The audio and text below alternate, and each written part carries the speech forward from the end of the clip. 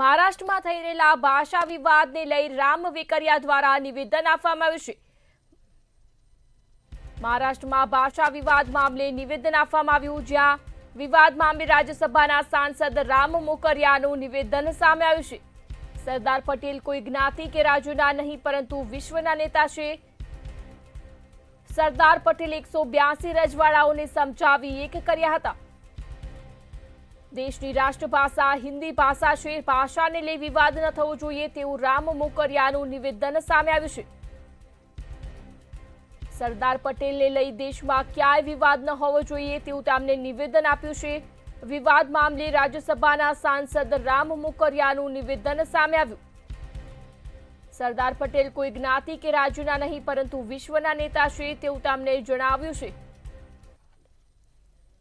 સરદાર પટેલ છે વલ્લભભાઈ, એ વલ્લભભાઈ પટેલ આપણા વિશ્વના નેતા ગણાય, આપણા દેશના સૌથી જુજારુ નેતા છે। અને સરદાર વલ્લભભાઈ પટેલ હિસાબે જે કંઈ અહીંયા લોકશાહી કે જે રાજાશાહી તબદીલ કરી અને લોકશાહી ફેરવા, એટલે એને માટે સતત વંદન છે।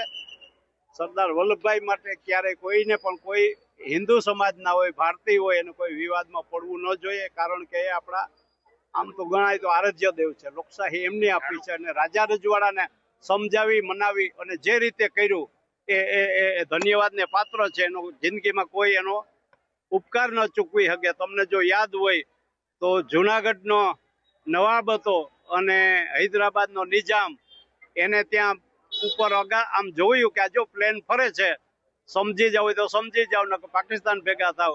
મારા બેટા પોતાની પત્ની મૂકી અને ભાગી ગયા। એ સરદાર સાહેબની મહાનતા હતી, સરદાર સાહેબની કેપેસિટી હતી અને આ દેશમાં સૌથી આઝાદી વખતે જે વ્યૂહરચના થઈ, નવી રચના થઈ, એના માટે સરદારજીને સતત નમન વંદન પ્રણામ કરીએ।